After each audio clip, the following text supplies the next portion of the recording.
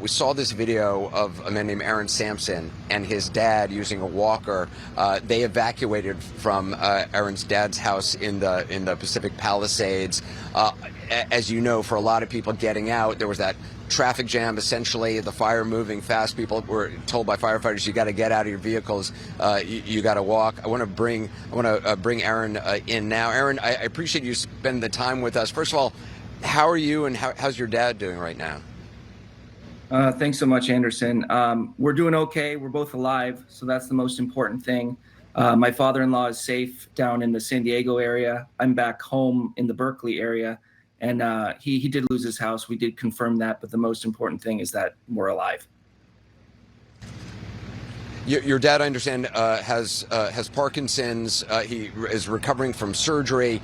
I can't imagine how concerning it must have been for you with dealing with your father-in-law, getting him to safety. Can you just talk a little bit about your evacuation? Yeah. It was probably the most intense thing I've ever dealt with in my life. So I was staying at his house. I was taking care of him because he recently had surgery just a few days ago. And I was alone. We didn't have a car because my wife took the car and the kids to go back to Northern California.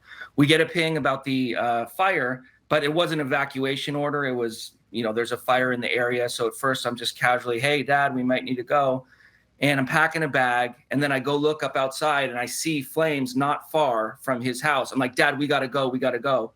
And my father-in-law, he didn't want to evacuate at the time. And then I got my wife on the phone and she said, Dad, you're putting in danger the father of my children's lives. You didn't leave now. So at that point, I'm scrambling to try and call an Uber. I call 911. Nothing is working. So then I go outside on Glenhaven where he lives and I just start running, trying to find neighbors. Can you please help? Can you please help? And a lot of neighbors were frantic and they were packing and getting their family in order, and there weren't that many people left. But I found this one Good Samaritan neighbor who we didn't know. His name is Jeff.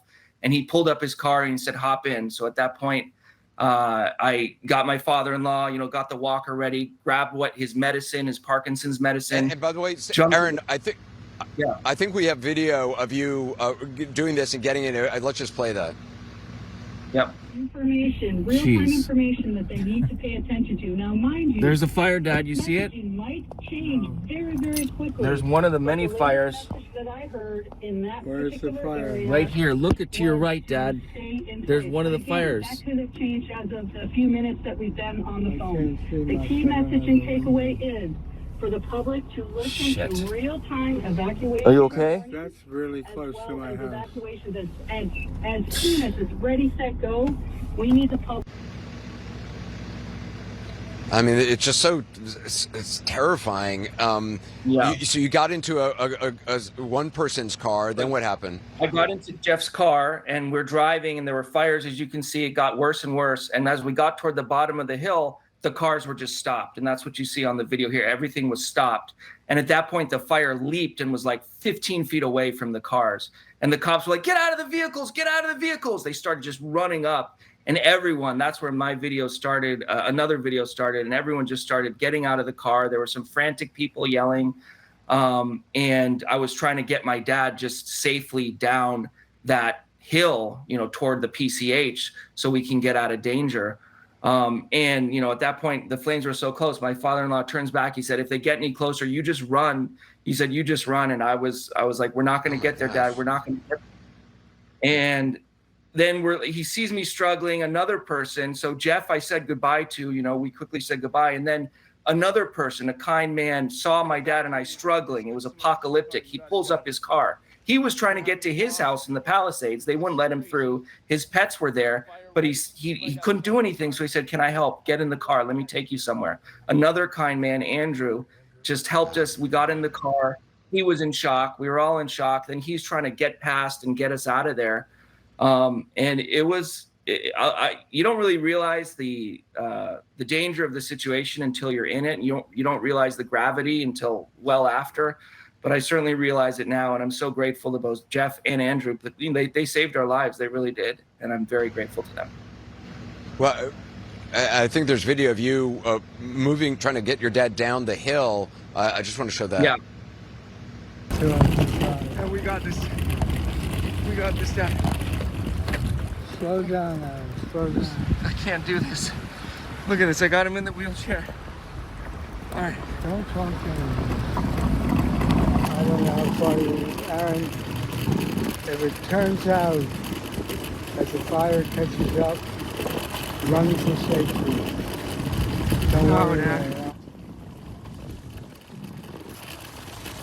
Want to get the slants on the bottom?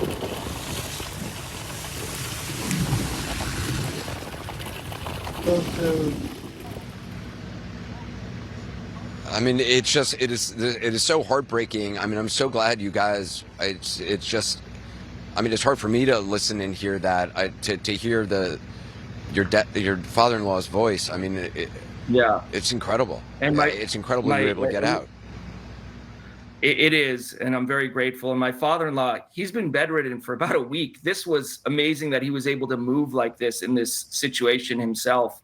But without, Jeff and Andrew, I really would have been stuck up top that hill, and contemplating that. And, Andrew ended up, that was a ride. Andrew met us toward the bottom of that when I was pushing him down. And Andrew ended up pulling over on the PCH because he was just shocked at the gravity of it all. And I just want to call out one thing, because we're all in this together, me, Jeff, and Andrew, and everyone in the community. They've all really shown up, and everyone's had unbearable loss. But I reached out to them after and wanted to just say thank you for saving our lives. We wouldn't have done it without you. And, Jeff, we found out, and Andrew, Jeff definitely lost his house. It was the same street that my father-in-law was at. His car that we were in was burnt to a rubble, and everything in the car was burnt to a rubble. And I texted him, I said, I am so sorry, we're indebted to you. I will make it up to you. And Jeff wrote me, there's nothing to make up more important than our lives. And that's what's important. And that just, he's a remarkable individual. And then Andrew, the same, likely lost his house, doesn't know yet, but I just texted with him earlier, and I said, thank you so much. And he says, Aaron, maybe we make this world a better place. Hope has always been the wild card for humanity. We've always been able to pull it together. And so among the flames and the ashes, we have these two mensches who saved our lives. I'm so grateful. Yeah. Mensches indeed. Aaron, well said. Thank you. And I my best to your father-in-law and to your whole family. I'm so glad you guys are okay. And what Aaron said, I think, is so, and what those people said as well, is so important. I mean, we have seen that. We've seen that. I saw that today up in Topanga. Small communities, people banding together, helping their neighbors. I mean, it's, you don't see that on TV a lot. It doesn't make headlines on the news, but it's happening. It's happening up there right now.